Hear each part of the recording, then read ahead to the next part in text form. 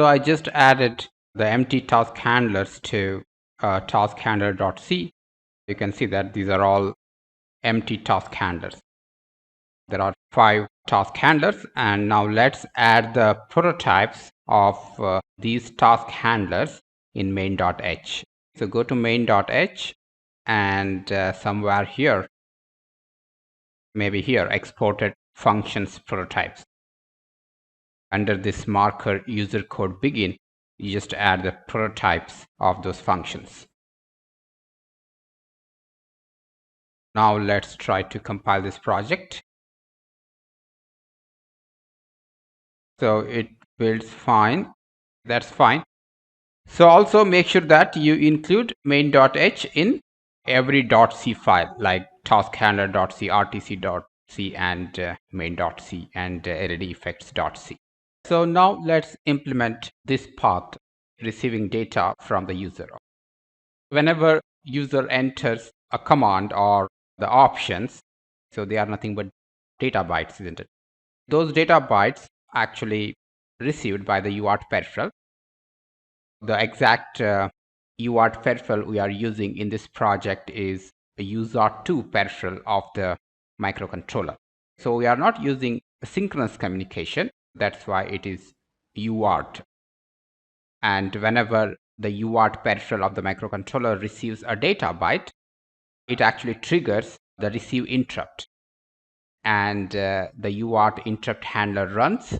And in the UART interrupt handler, we have to enqueue the data byte into the input data queue of our project. So we'll implement this path. For that, we have to first configure the UART peripheral, which is already done by the device configuration tool. When we configure the device configuration tool, it generates the code to configure the UART peripheral. Now we have to enable UART reception in interrupt mode, and then we have to implement the UART interrupt handler, and inside the UART interrupt handler we have to use some pre-RTOS queue related APIs to enqueue the data bytes. So that's why now our task is we have to enable UART data reception byte by byte in interrupt mode. So we'll go for byte by byte data transfer, because we don't know how many data the user is going to send, right? So that's why it's better if we use byte by byte. And then implement UART receive complete callback in main.c. So the UART receive complete callback is called by the HAL layer whenever the reception ends. That's why we have to implement UART receive complete callback in main.c.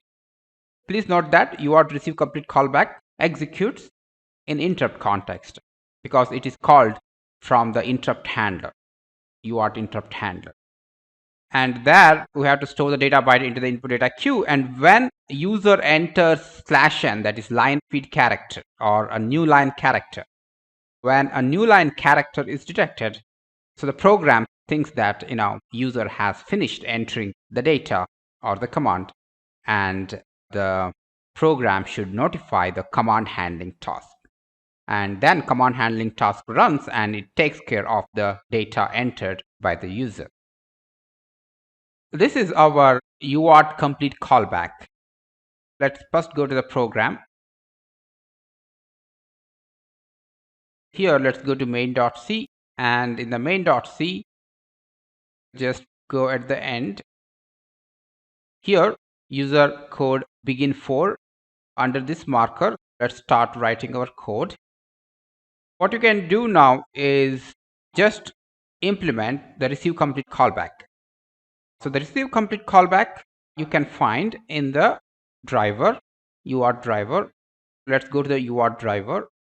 So let's go to the drivers, HAL driver, go to source and go to UART.c, and in the UART.c you can find various callbacks. You can just search over here. So you can see that here UART RX complete callback, right? So here RX transfer completed callback, and this function should not be modified in the driver when the callback is required. This should be implemented in user file. So that's why what you do is just copy this and go to your main.c, paste here and remove this weak attribute, and let's remove everything. This is our receive complete callback. So whenever a data byte is received, this will get executed. So but before that, we have to enable the data reception, isn't it? That we can do by using another API called, let's again go to the driver.c. Let's again go to UART driver. First, you have to enable the reception. That you can do by HL UART receive. There are two types of receive. This receive is non-interrupt based, and this is interrupt based. So we'll use interrupt based. Here you should mention the pointer to the handle of the UART and a placeholder, a pointer to the placeholder variable, and the size. Size will be 1 byte in our case because we are doing byte by byte transfer. That's why I'm going to copy this, and let's go to main.c, and in the main.c, let's go to the main function, and in the main function, before you starting the scheduler, let's trigger the reception. Let's enable the reception. Here you must give pointer to the UART handle, that is HUART2, which is a global variable which is defined right here, right? And a pointer to the data. Since we are going to receive 1 byte of data, let me use one variable. Let me call it as user data. So let me define this globally. For a time being, I will write here volatile, let's say uint 8 underscore t user data, and size is 1 byte. This should be a global data. Let me remove that from here and let me paste in global space. Maybe let me paste here user data. So this will actually, what this does, what it does is it just enable UART receive interrupt. You can see here it just prepares the UART peripheral to receive a data byte in interrupt mode. So whenever a data is received, this function will get called. That is our receive complete callback. Now what to do inside receive complete callback? That's our next task, and I want you to do that, but I will give you a code snippet by which you can implement by your own. I have attached a file in which this function partially implemented, so you have to complete that. That's your exercise. Here it is. So this is what we're going to do inside the UART receive complete callback. First, check whether the queue is full or not. That is, the input data queue is full or not. If the queue is not full, then you just enqueue the data. Now the question is how to check a queue is full or not. For this, you have to refer to the FreeRTOS queue handling APIs. So from the interrupt context, you have to check whether the queue is full or not, right? In the API documentation, you have to use this API. XQ is queue full from ISR. So you have to use the API which ends with from ISR. Remember that. Just go through this API.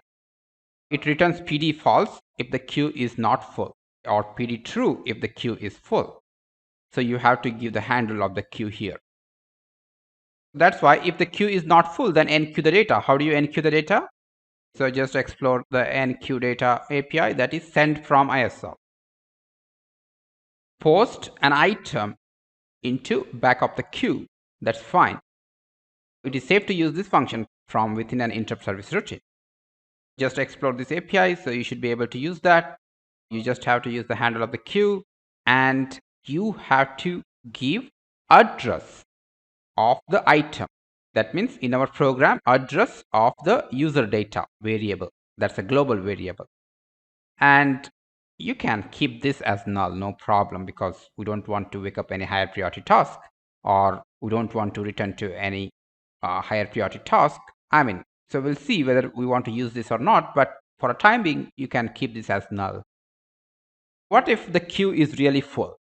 If the queue is really full when a data byte is received, you just check whether that latest data byte is /n. We know that our input data queue has place for 10 data bytes. So 10 data bytes. And whenever a data byte is received, you just enqueue it, isn't it? This is enqueuing, keeping that at the back of the queue. Now the queue is full. When the queue is full and let's say one more data byte is received, you should not enqueue it because there is no place, isn't it? So you just discard it. But if the received character is /n, then you should not miss this because that signifies the user has stopped entering the data. That's why what you should do is, if the queue is really full, and you should put that at the end. I mean, you just discard this data byte and you just put that like that.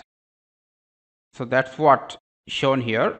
If the queue is full and if the received data is /n, then make sure that last data byte of the queue is /n. So you have to consider that. You have to enqueue it. And if the queue is really full and if the user data which is received is not /n, and then you just ignore it. After that, send notification to command handling task if your program detects user data is equal to /n. And after that, enable UART data byte reception again in IT mode. That means you have to again call this function at the end of receive complete callback to enable the UART reception for the next byte. I hope you understood this logic. Let's say user entered data, let's say data byte 1, data byte 2, data byte 3, and the data byte 4 is /n, let's say. So /n is detected and you keep the /n here and then send notification to the command handling task. Then command handling task will look into this queue and it will extract these data bytes and it will form a command, so which we'll see later. Suppose if the queue is full and if the next byte is, let's say, /n, then you discard this last data byte and in place of that you just put /n and then you notify the command handling task. I hope you can do that. So I have attached this code snippet in this lecture. Just download that and try to implement on your own, and I'll see you in the next lecture.